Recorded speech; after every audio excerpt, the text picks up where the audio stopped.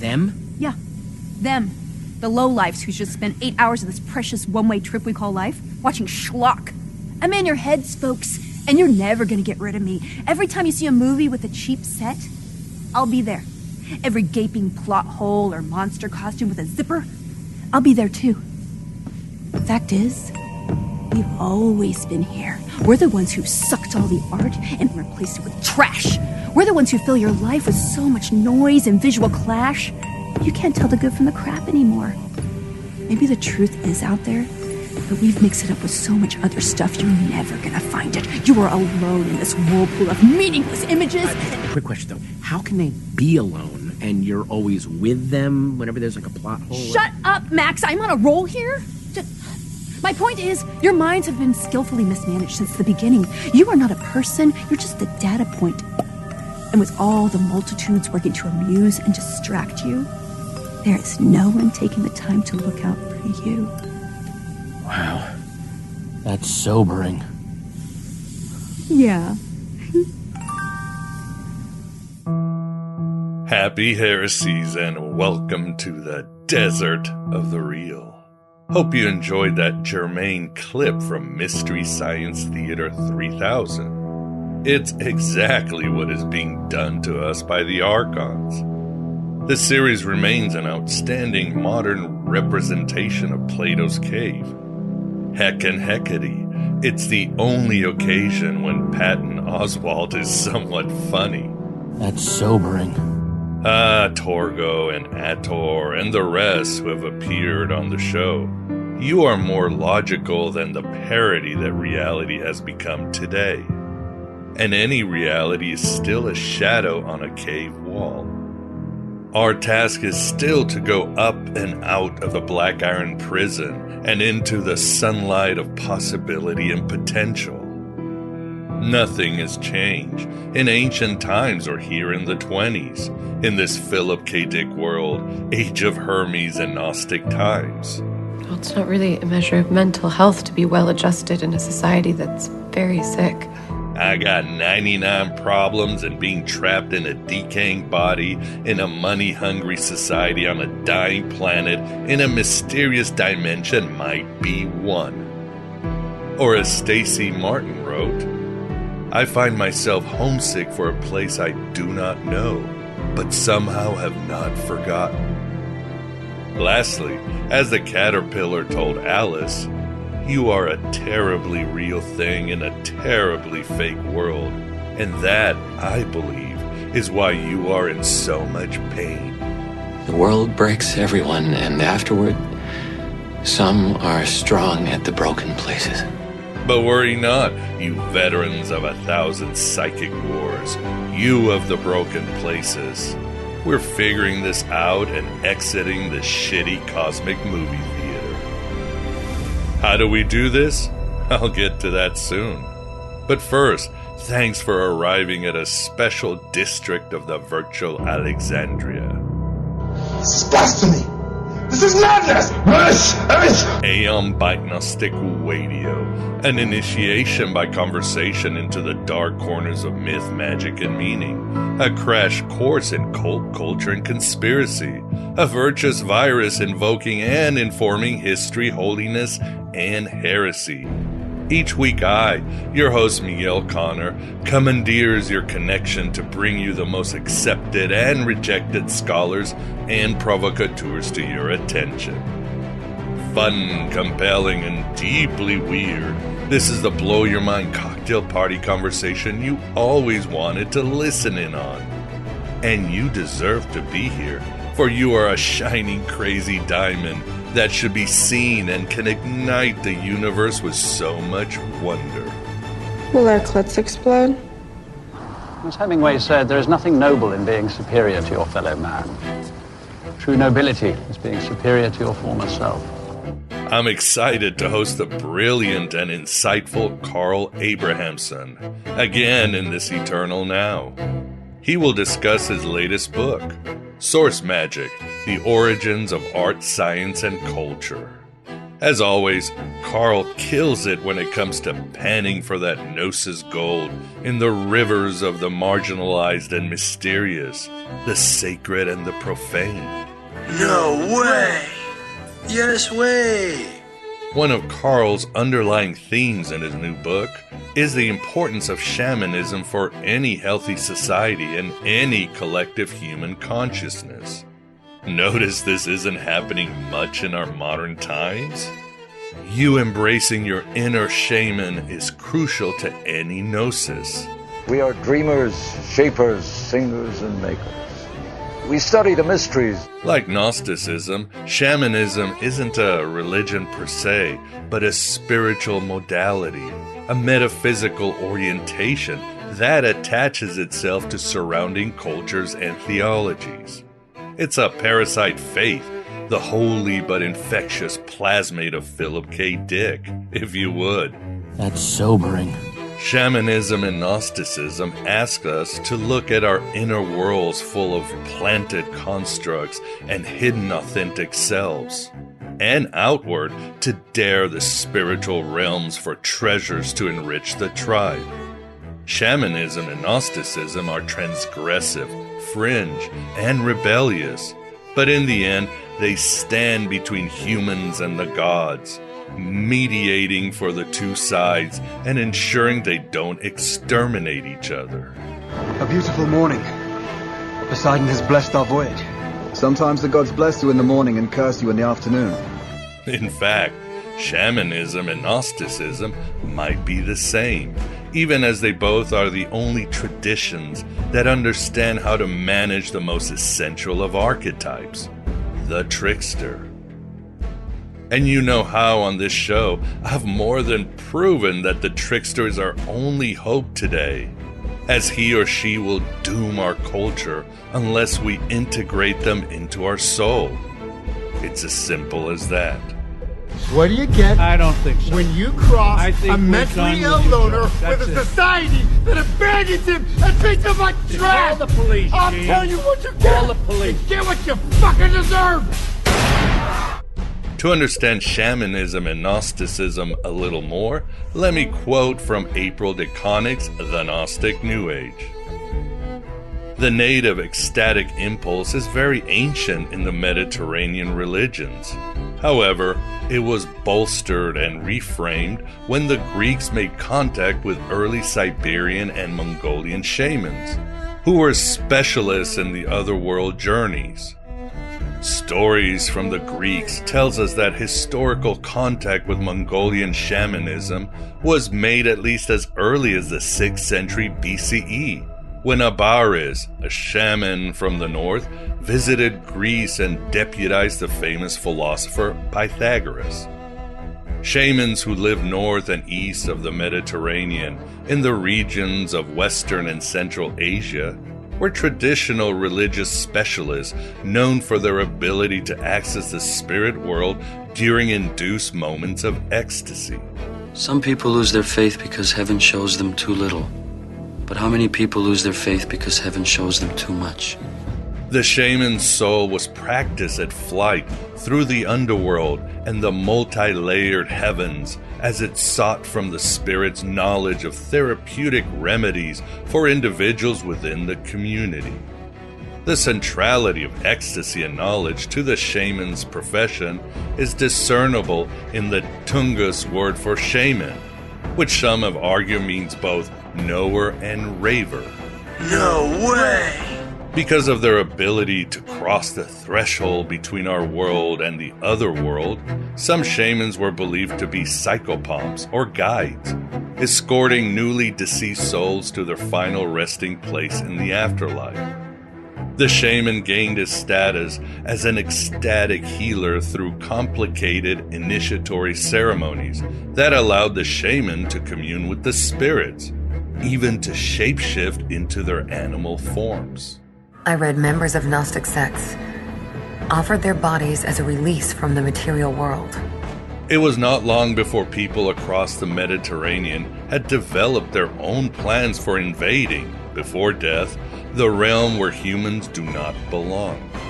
Religious rituals, often elaborate, were set in place, These pre-mortem rituals were meant to break down the human body and reconstitute the person in a form viable in the other world.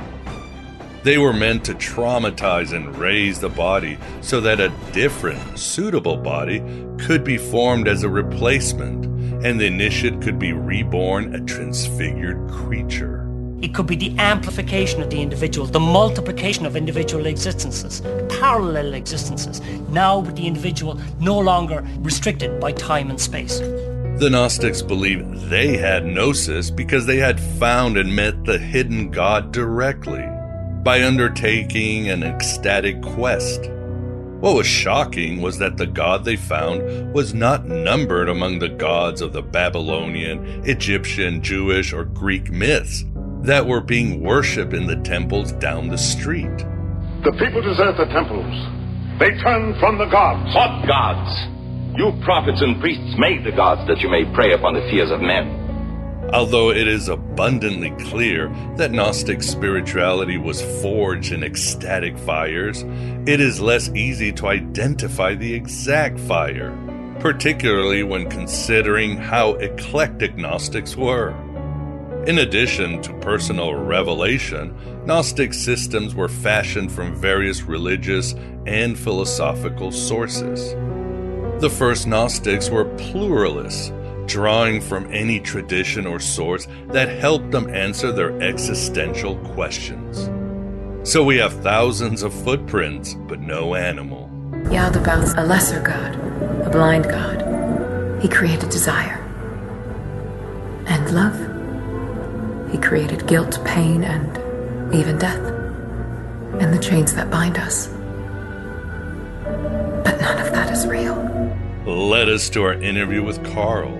Let us find our source magic, our inner shaman, and light the fires of ecstasy to play with the trickster. Write your own gospel, live your own myth.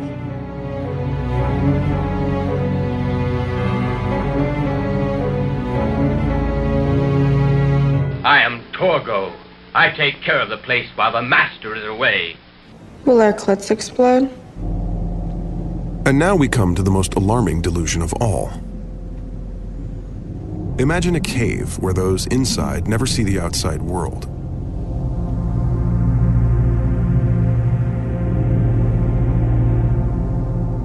Instead, they see shadows of that world projected on the cave wall. The world they see in the shadows is not the real world, but it's real to them. If you were to show them the world as it actually is, they would reject it as incomprehensible. Now what if, instead of being in a cave, you were out in the world, except you couldn't see it?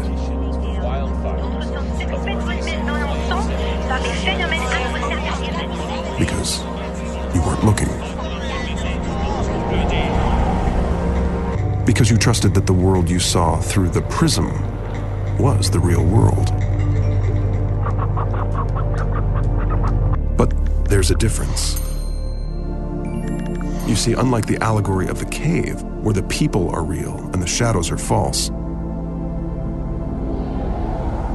here, other people are the shadows, their faces, their lives.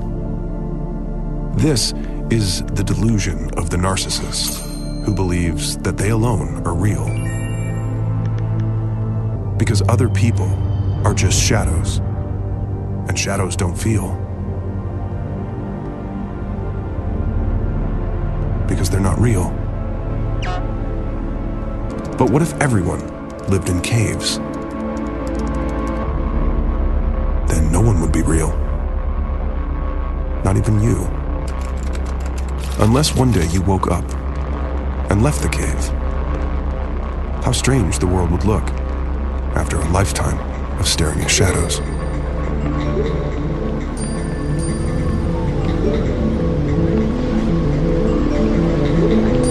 This is the Aeon Byte interview, and with us we have the pleasure and the honor of once again being joined by Carl Abrahamsson, this time to discuss his new book, Source Magic, the origin of art, science, and culture. Carl, thank you very much for coming back. Thank you for having me. It felt like it was only yesterday. Time flies. Saturn is not kind, is he? Yeah. He eats everything. And with us, we've got the Moondog Vance. Vance, how are you doing? Oh, I'm just fine. It's magic that I can show up this early in California time. So I'm already started. There you go. There you go. All right, Carl. Well, like I said, I enjoyed this book. Tell the audience what exactly is the book. It is kind of a follow-up to the one called Occulture that came out in 2018, in the sense that it formally it is an anthology, basically, of essays and lectures and other bits that I've produced over these past years. So that can have a tendency at times to sort of be eclectic and disparate and go in different directions and stuff. But my maybe my thinking is a bit limited. It usually stays within the same playground. And what has happened this time is that over these past years, I've been thinking more and more about, what the hell is everything?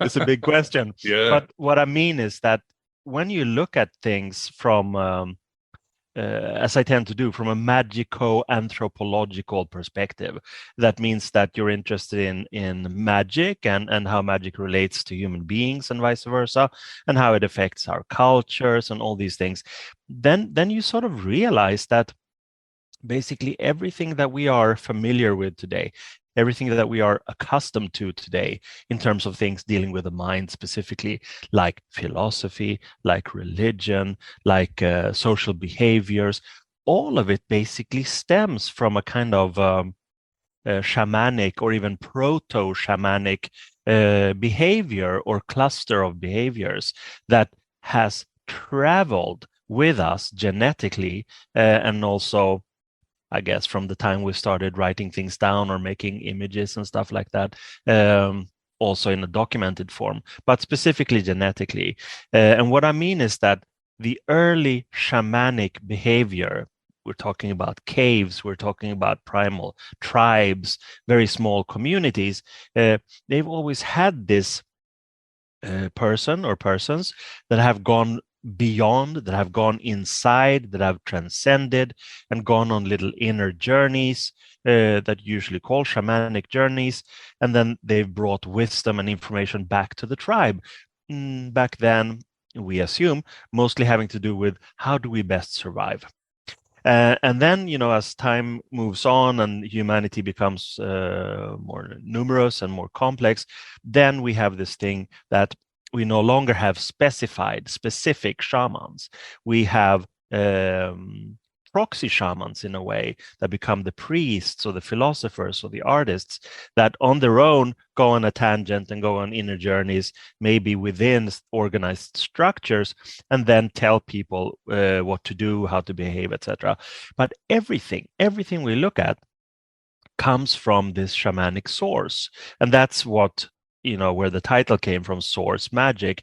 And there's a couple of essays in the book also that talk about this phenomenon specifically, or I wouldn't say it's a phenomenon. It's just something that is, those are our roots. So we can never eradicate that as little as we can eradicate other things in our genes and in our communal memory, in a way. So it is very fascinating. And then, of course, I like to look at things also that are going on today, in culture. And I love this word called occulture, of course, like my previous book, but also the actual process, it's called occulturation. Previously, anthropologists have talked about acculturation, when, for instance, two cultures meet and they adapt to each other and get accultured to each other, or a new philosophy that comes into one culture, etc. But there's also this specific thing called occulturation, where things come from the hidden spheres, where they come from the banned spheres, the spheres that for some reason are ostracized within a culture, because that eventually happens. Things grow in the dark and then they come up and it becomes flowers. And that happens also within our culture. So I write a little bit about things that I've come across that I find interesting and in my own life and in general perspectives also, and about things that I consider worthwhile and relevant from a magical point of view, like for instance the concept of pilgrimage, which I think it's something that is very, very crucial, important for people to go on pilgrimages. We usually associate it with Santiago de Compostela and sort of these established religions, but there can be on a more private and a sort of small scale level also, that has the same kind of beneficial effect. It's not only that you go somewhere with an intent, but you go with an intent to become replenished or revitalized. And that's usually what happens, because you have that mind frame, you have that intent, whether it comes from meeting a specific person or a specific landmark, something in nature. But so it's a ritual, basically. You go there to do something or to acquire something or get something, and then you come back as a new person anyway. Yeah. So, and basically there's a lot of stuff in there. I sort of talk about Austin Osman Spare, the old British magician that's been very influential, Ezra Pound, and magical realism, this sort of literary category, and some thoughts about my friend Genesis Peorage, who died a few years ago. And it's like a little, literally, I hope, a goodie bag. You can stick your hand into the goodie bag and sort of bring out weird little things. Yeah, there's something for everyone. And Yes. like you said, there are some strong themes that come out, that unifying themes, which we can discuss. And interesting about shamanism, because yes, in ancient times, the shaman didn't just have to be, the guy painted who went into the spirit world and dodged spirits to bring back information to save the tribe. He could be the poet, the philosopher. There were different ways a shaman can be. And in our modern era, who would you call a shaman? Because, for example, you could say Roger Waters or Jimmy Page could be shamans, Terence McKenna, or what is a modern shaman? Well, I think they're good examples, because they have those three people have the ability, have had the ability, and still do, I guess, not Terence McKenna, but to bring people into another state of mind simply by conveying what they have through the language that they have. If you're in a huge arena and you have Led Zeppelin, prime era, what that could be, maybe 1977 or something, 76, and you listen to Jimmy Page playing, it takes you somewhere else. You're not in your normal routine frame of mind. So in that sense, they provide transcendental experiences. And Pink Floyd also, who catering to the more psychedelically inclined with their majestic shows and stuff like that. And Terence McKenna, of course, thematically dealing with psychedelics. So that's one thing. However, I see it very much as connected not only with the transcendental experience in itself, but also with a dissemination of information or wisdom. And I think that shamans in our culture could be, for instance, not that I in any way advocate it, but it could be people who experiment recreationally with psychedelic stimulants, for instance, not as a party thing, but to go, for instance, on an ayahuasca trip or something like that, meaning, again, a kind of pilgrimage where you go into a different state of mind and possibly a different geography also, in order to acquire information and wisdom about something going on in your life and possibly in the lives of others.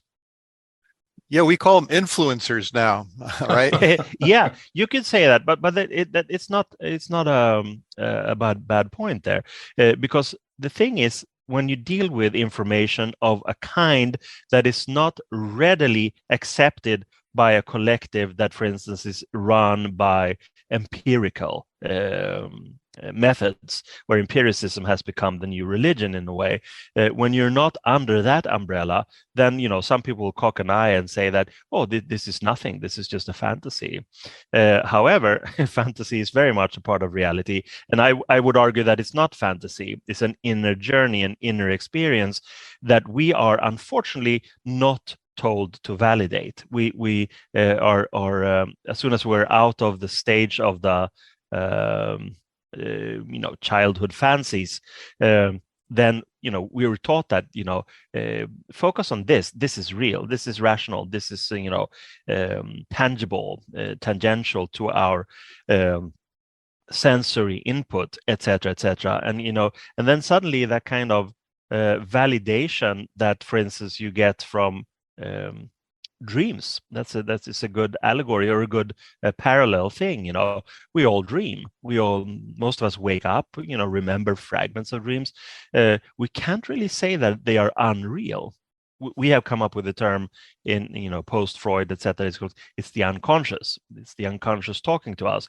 Well, if dreams can affect us to the extent that we wake up with in terror or pleased, or even if we're male with an erection or more, then that would give evidence to the fact that it is very much real, what we're experiencing in this irrational way. And then you could argue, well, it's just like the brain trying to get back in order. But so what? We experience it as much as when we put our hand on a hot stove and we remove it, because it gives the information, remove it or you will burn, it hurts. So in that sense, the classic shamanic experience, the inner journey, is something you experience on your own. And one of the sort of messages, perhaps you could call it that, one of the messages I do have is that one should absolutely validate whatever you experience on the inner plane, and you don't have to share it with anyone else unless you feel that you want to, because it is you talking to yourself. I do not ascribe these experiences to something external, like spirits or gods or whatever. Or if you call them that, that would go so far as to say those are also human constructions. Those are things that you create. But they are relevant because you get one image, you get one message and not another. It's not a chaos, it's not a jumble, you get something specific. And you could also draw the analogy to when people use what you could call oracular tools. Like, I guess the most common one today, which is definitely in the mainstream, is the tarot, for instance, right. Where you have these some symbols. The symbols are given in a way, like with the I Ching, you can consult a list of meanings, but still, it only becomes alive and relevant when you yourself validate, when you value and validate and interpret, then it becomes meaningful as an oracular tool. It's not something that is imposed from the outside, from an authority.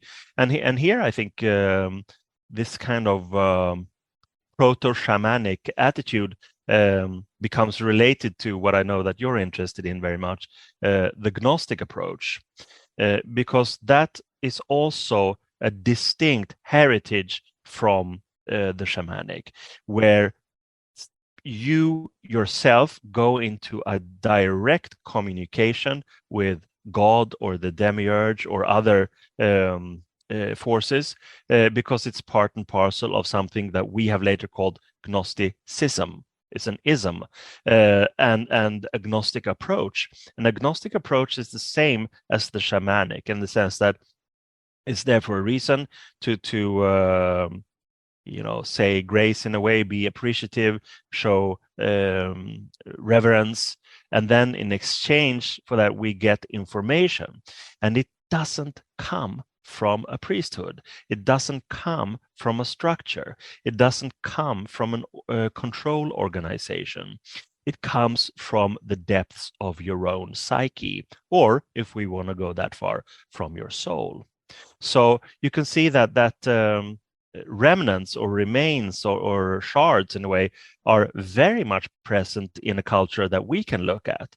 And I would say that, the psychedelic journey and how that affected culture, mostly from the 1960s and onwards, is definitely kind of a beckoning or a calling from some part of ourself, which says, do not discard the information that you get when you're on an inner journey, irregardless of how you're going on that journey, what techniques or methods or possibly even chemicals.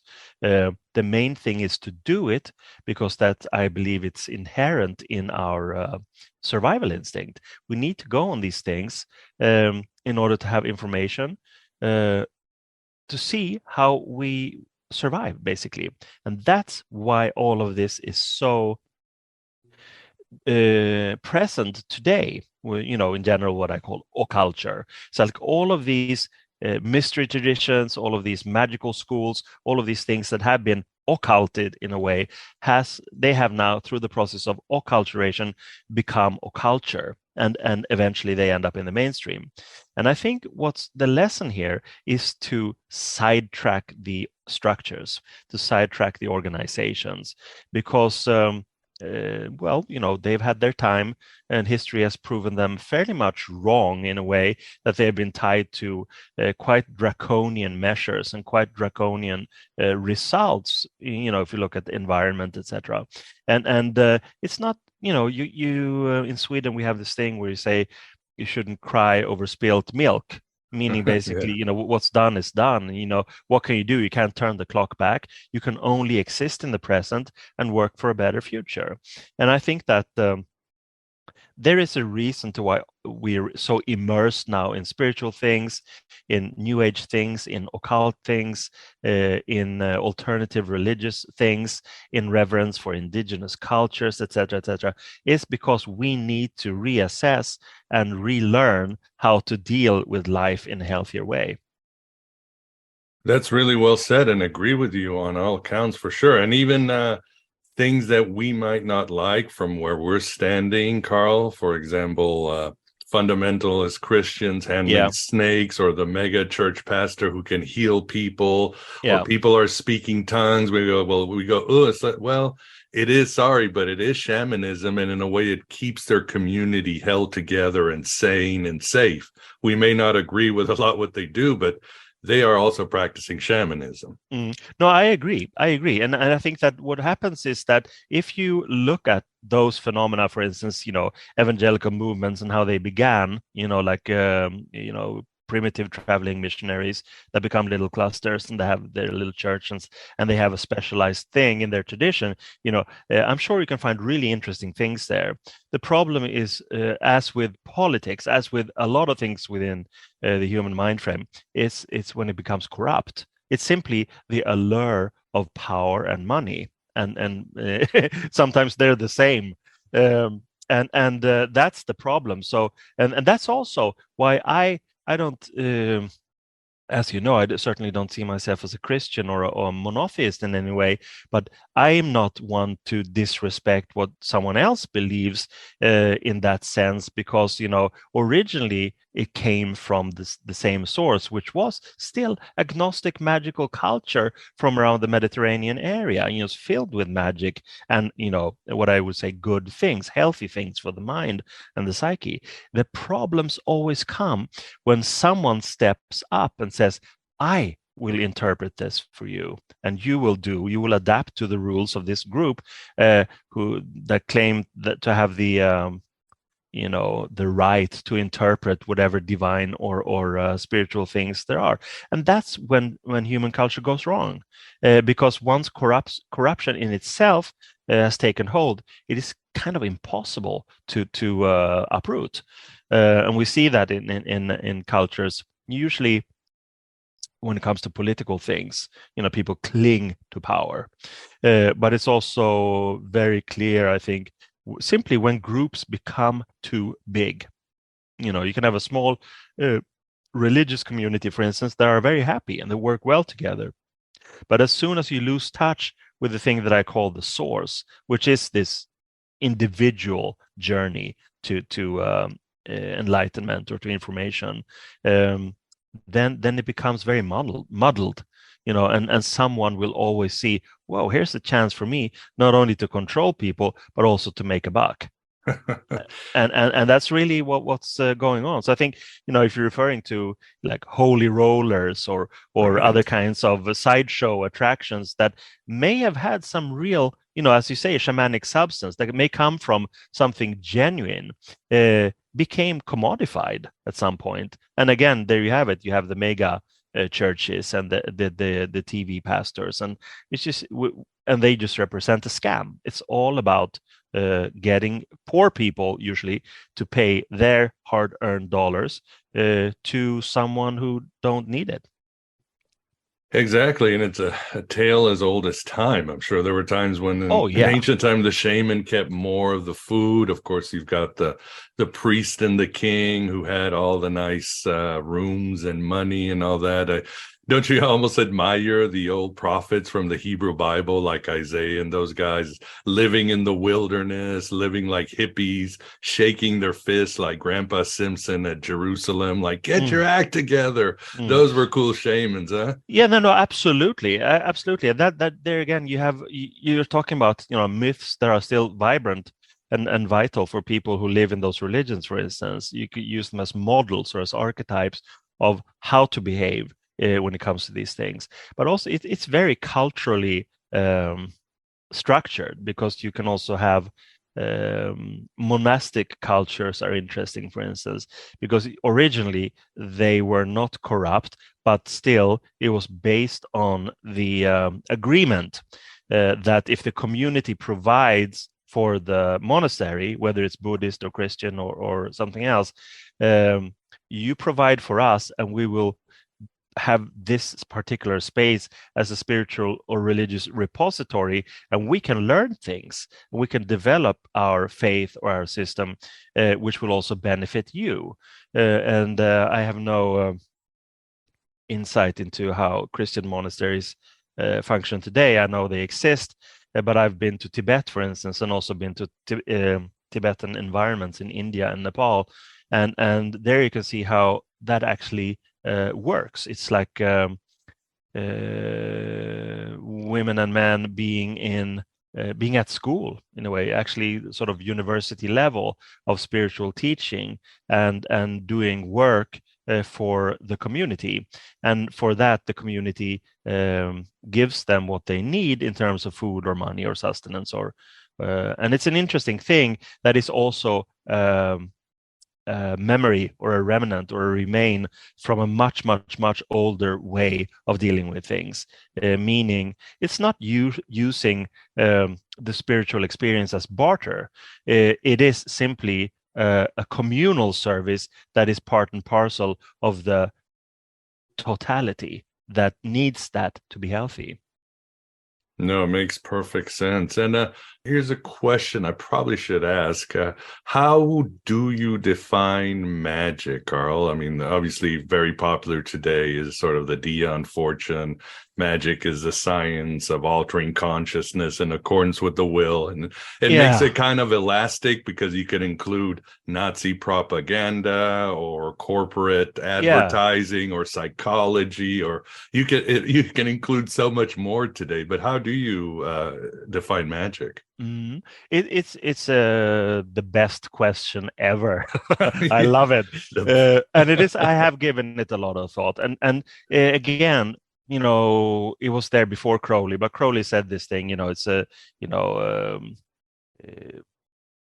art and science of causing change to occur in conformity with will. And then you have various derivations and variations of that theme.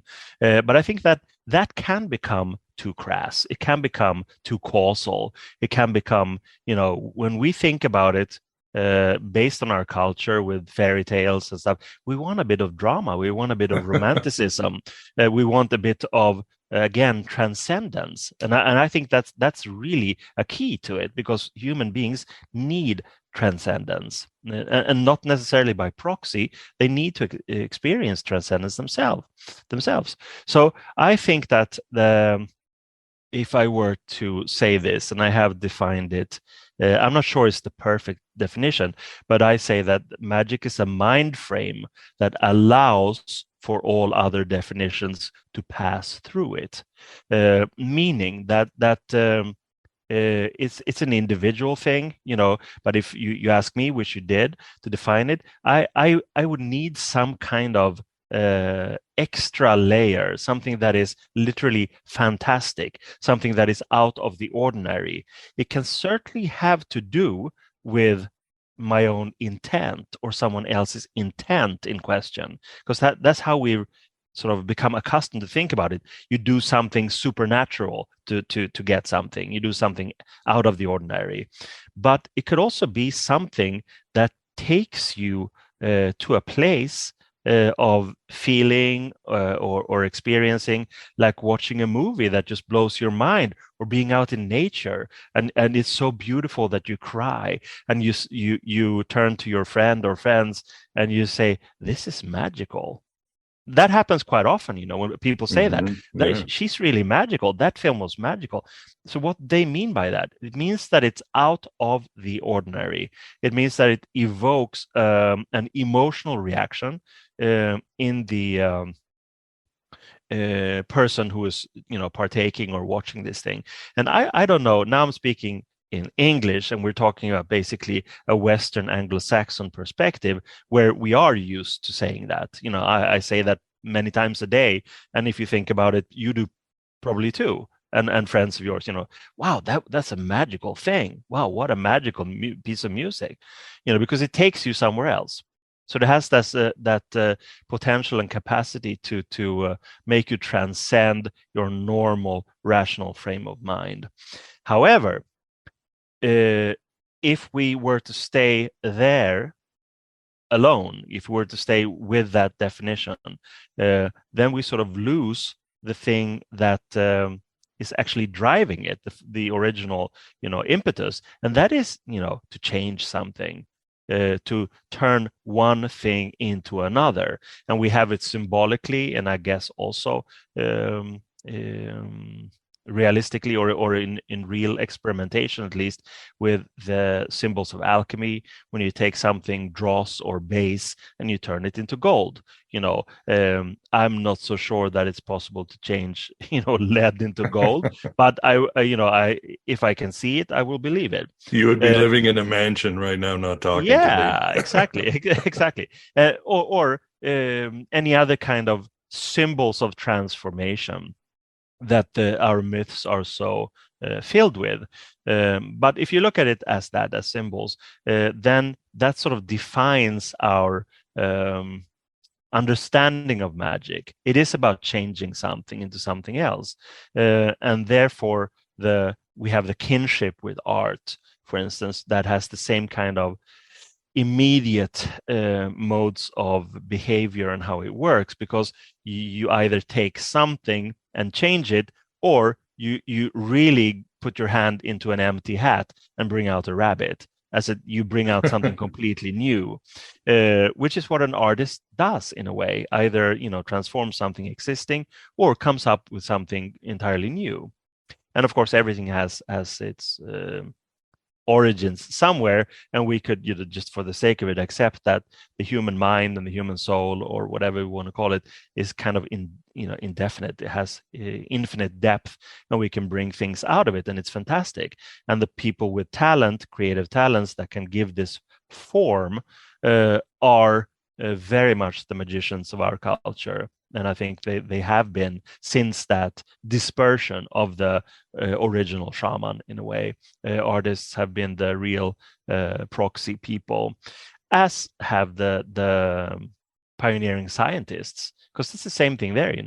You have an idea that comes from somewhere, and you give that idea form, and you formulate it so that other people can take part of it, or it can be used or exploited or whatever for the benefit of the greater community. So it is a very tricky thing to define. But again, I would say that magic is the mind frame that allows all definitions of it to pass through it, because it can be so many things for for different people. But I think, the transcendental aspect is one thing, and then that it is connected somehow with change, with bringing intent into the picture, whether it's just one, greedy little amateur magician, or it's something very, very altruistic and big goals that some community of magical people are working towards. Oh yeah, it's like talking about love. I think the fun is discussing it and experience it. Same with magic or even time. What did Augustine said when somebody asked him what is time? He's like, if you don't ask me the question, I know the answer. So sometimes... Yeah. No, I mean that makes sense. And I mean all these highfalutin philosophies in a way that are not immediately beneficial to our life on a day-to-day basis, meaning, in a way, quite decadent philosophies that don't bring something immediately to the table. However, that is part of high culture, because when we can allow people who have that capacity to think and formulate lofty ideas, then that's the sign that we are beyond the Stone Age, that we don't have to fight and grovel in the dirt and, just kill our enemies and rape their women and whatever, that we're not primitive, basically. And I think that one of the most interesting eras from a magical anthropological perspective was, of course, mainly the Italian Renaissance, when all of these philosophies from the Mediterranean region, whether it was from Greece or Egypt or the Mid-East and beyond, actually, brought stuff into the existing mind frame that allowed for that to exist, sometimes even in defiance of the Catholic Church. And that was a flourishing, flowering culture in so many ways, that we look back at it through historical records and saying this is kind of a peak moment in human history. And we could look at things that happened later also, with the Baroque music, Baroque art in the 17th centuries, and later also that, where art becomes something that drives people to new levels of thinking. So someone could be inspired by a piece of music by Bach, for instance, and come up with ideas in completely different field, simply because the culture allows for, again, I would say a transcendental experience where something is so beautiful that you're overwhelmed, and that in turn gives you something. You might be a mechanic or a smith or a writer. It gives you inspiration to come up with ideas, although the original force was in a completely different form. Yes, indeed. I would agree with you on that as well. And another chapter which I liked, you have a chapter on magic realism. And I think that's also important, especially in the West, North America, Western Europe, that we sort of embrace. I mean, I grew up in Mexico and other places. So, of course, I read a lot of Jorge Luis Borges, Gabriel Garcia Marquez, all these guys. And it wasn't even the literature, Carl. It was the life. I mean, for example, my mom and I could be waiting at a corner for this lady that was going to bring us fruit. And we'd be like, why are you late? And she's like, well, the devil came and tempted me. And you didn't even ask. You just said, okay, sure, that's your reality. Yeah, you met Satan. He wanted to steal your fruit. Can we now haggle? Yeah. So it's part of the culture, and it's a nicer way to live. Don't you think? Maybe explain about magic realism and how it can help us today. Yeah, absolutely. I mean, that's usually our first association when you have these two words, magical realism. It has become a literary category, and you mentioned Borges and Marquez, and there are many others also from different cultures. The Japanese have great magical realists, and they're all over basically. If in case you can actually put them under the same umbrella.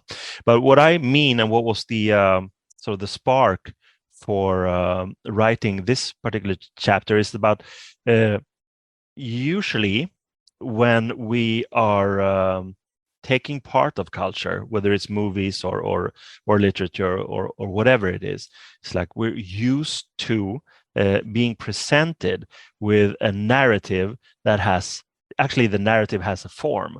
So if we read a book and we know it's fiction because we recognize the name of the author, so we expect a narrative that is fictional, that will give us a bit of repose and take us somewhere else temporarily while we read it, whether it's a short story or a novel, and if it were a book about something, it would be clearly stated that this book is about that thing. But magical realism is very, very interesting, because usually when we talk about novels, well, it's fiction, but it's not poetry.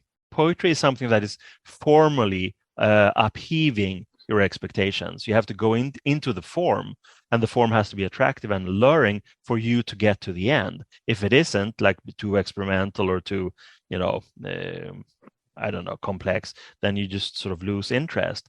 Whereas a good author that writes fiction will lure the reader into the web and move the reader forward through the story, through the narrative. Magical realism has this thing where there are things that are not quite right. There is something out of the ordinary, something off key, something that could be dissonant or simply too weird or too fantastic. It doesn't belong there. And that sort of for some people makes you curious to say, whoa, this is really interesting. What the hell is this? And you keep reading. And for other people, it's like, whoa, this is too weird. I'll read a Stephen King book instead, or something else that you sort of feel comfortable with, because you basically know what's going to happen, both in terms of form and content. So that's interesting, the kind of effects that magical realism can have. And I believe that it can be also applied on daily life in a way, or our daily existence, meaning that small odd changes can bring great benefits to our lives. And again, we return to this thing, the source magic aspect, that small deviations, small transcendences or transgressions even, can bring great benefits to our life experience, to our psyches, to our development, to our individuation, meaning you're not stuck on the same path that probably someone else has pointed out to you. But you could also sidestep. You can go on a tangent. You can jump and skip, or you can go on a bike or a fast car. You can do things differently, and that, in that sense, there's a kinship there with the literature of magical realism, where again, very small changes can create great effects. And then in the same essay, I also change the words around, which you can only do in one way. Basically, that's calling it real magic. And what is that then? Well, and I compare that with, for instance, the slightly negative effects of the form of news media, for instance, and of commercial advertising, meaning they use forms that are convincing enough to make you believe in what's being said or sold. An example can be the form of the material that comes from a cell phone. Nowadays, the cameras are so good on cell phones, but we can still discern and say that this is something that someone shot with their smartphone. And when we see things like that in the news, shaky, handheld, right, usually portraying something violent like abuse or beatings or even war, then we immediately, through the form, accept that it's real, that it's true, so to speak. Whereas if we have something that is completely pastel colored, streamlined in 4K or 8K high definition, well lit, etc., then we immediately assume or take for granted that this is fiction. So the form has a lot to say with when we interpret the images that comes from others.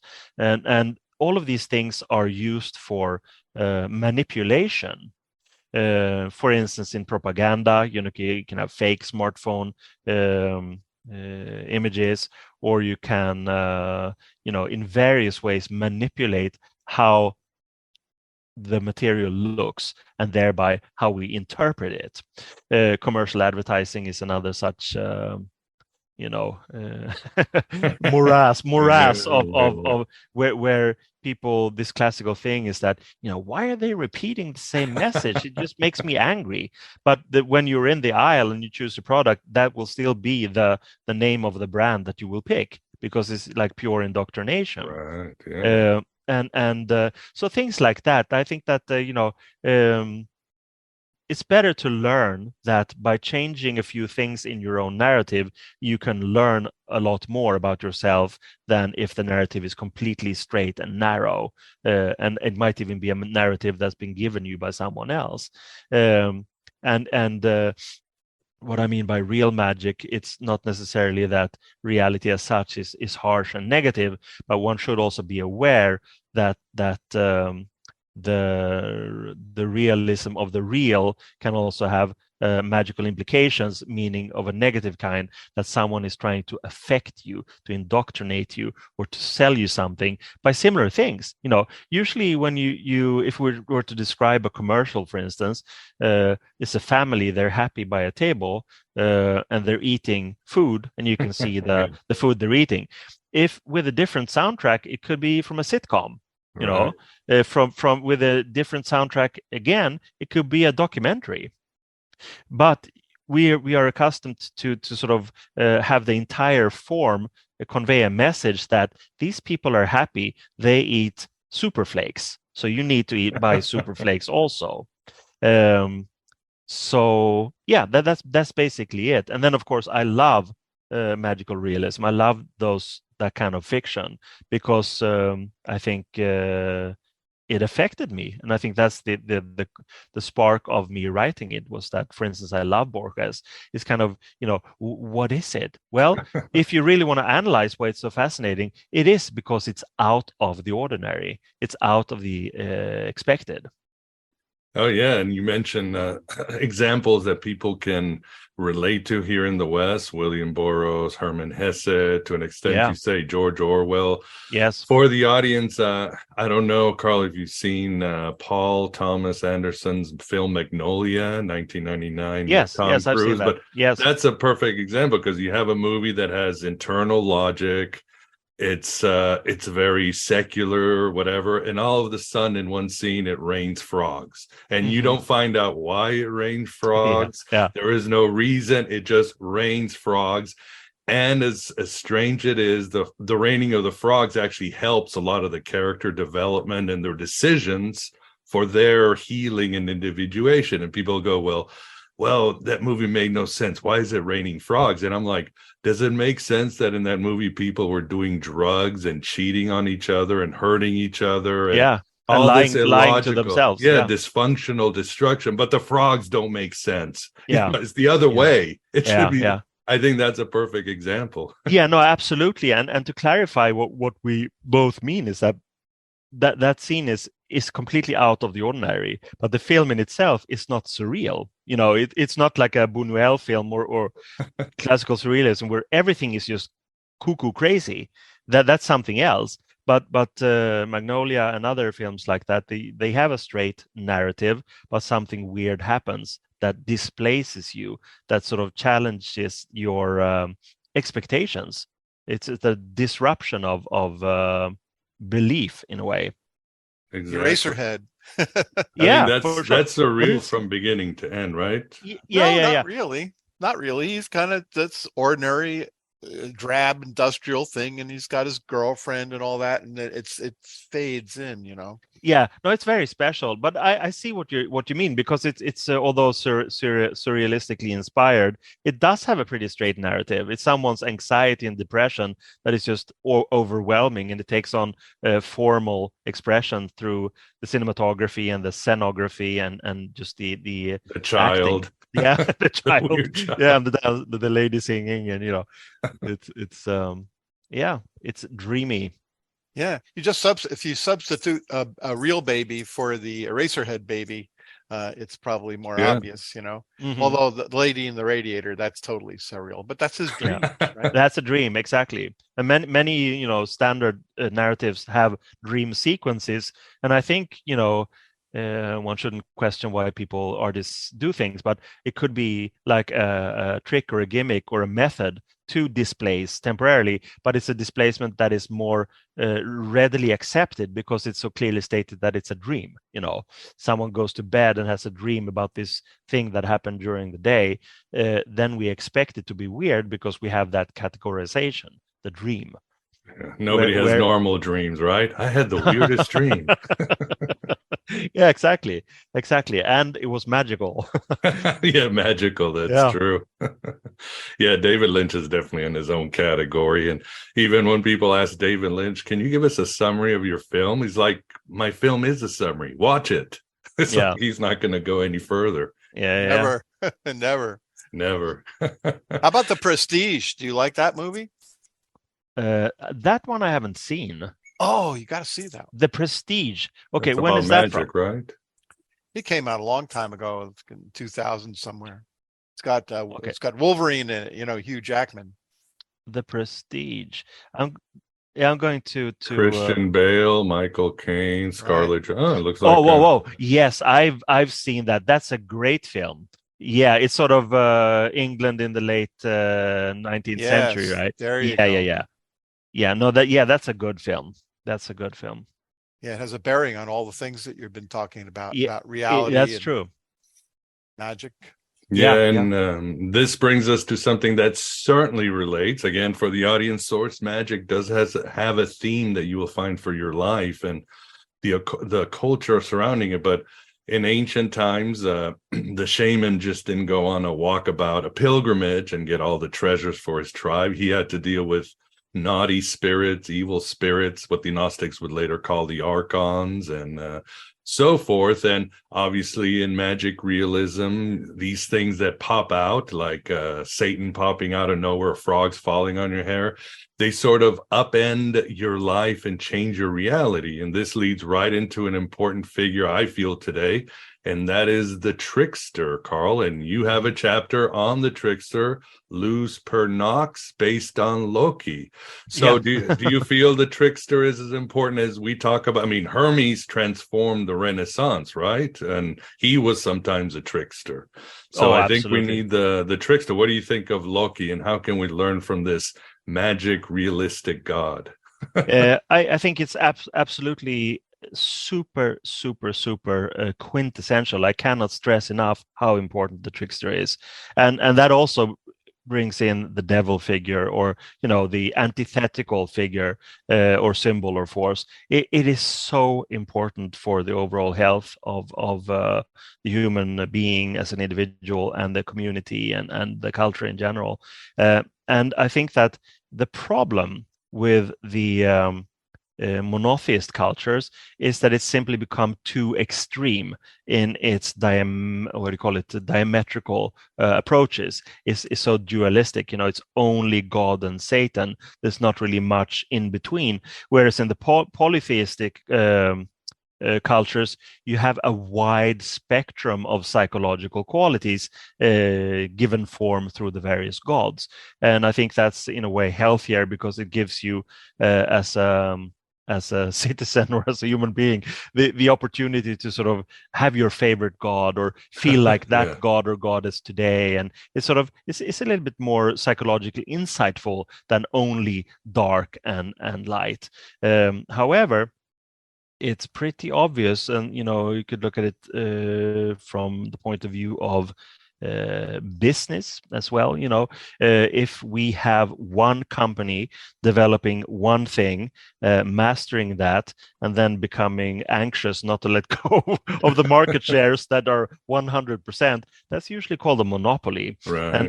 And some, it can be great, but it does become a little bit inert, because you maintain something, but why would you need to develop something when there's no need for it, when people are happy to swallow the commercial advertising and buy your product? Then you have something called competition. Competition drives the general culture of whatever it is you're doing forward. And this, an upstart or a rebel or someone who leaves the monopoly company says that basically, F you, I'm going to start my own thing, and then basically comes up with something that makes the old inert thing go, whoa, we have to react to this too, otherwise we'll lose market shares, and then there's a kind of a war, and on that level it's good. It's good. It brings something good, perhaps an improved product that will make people happier in a way. And of course, it's also good in the monopoly of religion, because if you don't have the devil figure, some kind of satanic force, then everything will just be, tyrannical. You will have a tyrannical daddy god who tells everyone what to do, and everyone accepts it. And if people don't accept it, they will be severely punished or ostracized or banished. I know it's a simplification, but that's basically how I look at it. And then you have Loki is not a god, but he's still housed in the pantheon of the Asa gods in the sort of the Nordic pantheon, as a sidekick almost to Odin, the main and highest god, who is also very much a shamanic god, a god of magic. And I raised the question or the speculation in my text in the source magic book, whether Loki is not actually a part of Odin's magic. Well, definitely, but maybe even a part of Odin, because if you're a magician who is so advanced in those approaches of shape shifting and just being completely fluid, as the young people would say today, malleable in their existence, and using different and very experimental methods in achieving whatever it is that Odin wants to achieve. I think that for the overall psychic health of the environment of the Nordic gods, Loki is there to provoke. And I believe that Odin knows that it's needed, but he himself, as being the big daddy of that community, cannot allow himself to be fully, ridiculous, fully irritating, fully threatening. But Loki has that gestalt, in a way, that persona that can be that force, the satanic force, in a way. And that's basically what that chapter or that essay is about. And it's also more to do with the Fenris wolf, which is a very interesting factor or force in the, again, Nordic pantheon during Ragnarök, which is basically the apocalypse. The Fenris wolf devours the sun and things end, but everything starts anew, because it's in that kind of religion or philosophy where things are reborn, rebooted. Just like the sun comes up in the east, then a new civilization will emerge after the apocalypse, in a way. So the Fenris wolf is usually seen as something negative, because it has connotations to the end and violence and disruption and things like that. But all of these forces that push things onward to that critical moment, they are needed in order to make it happen. Otherwise, they cannot be a development into something new. There cannot be a rebirth. There cannot be a re-emergence of power and health and things like that. I mean, that's how we function also, in the sense that we are born, we become adults, we sire our own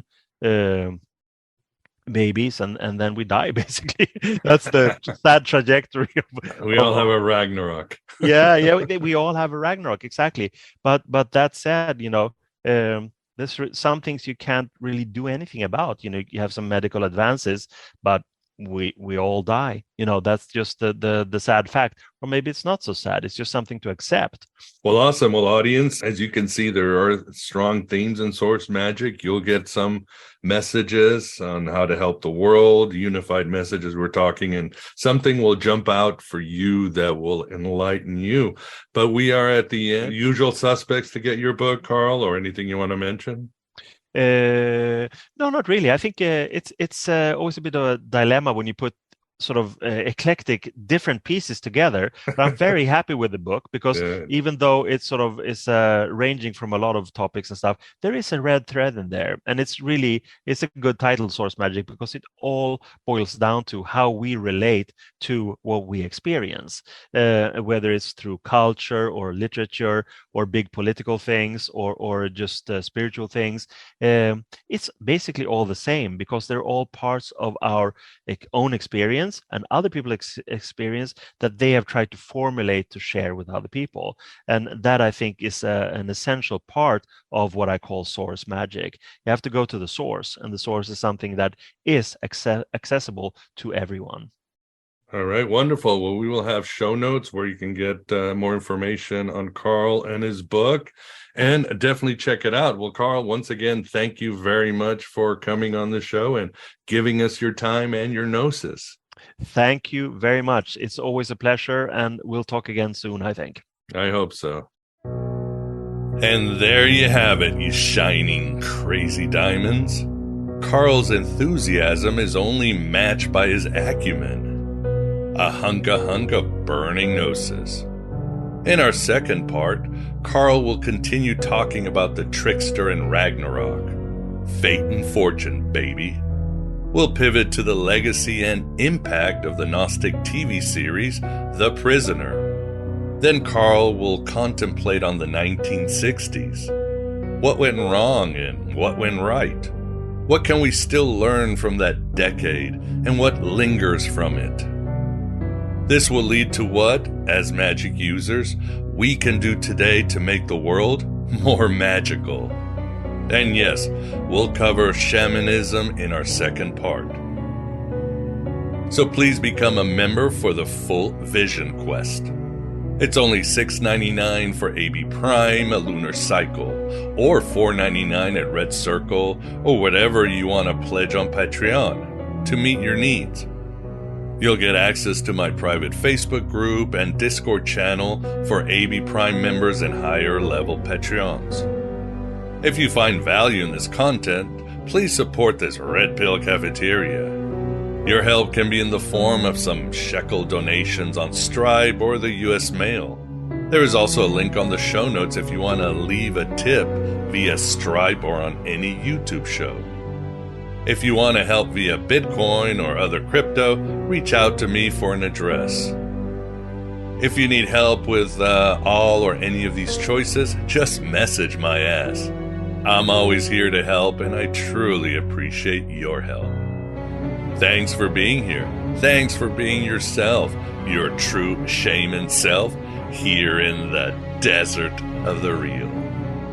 Hello and goodbye as always.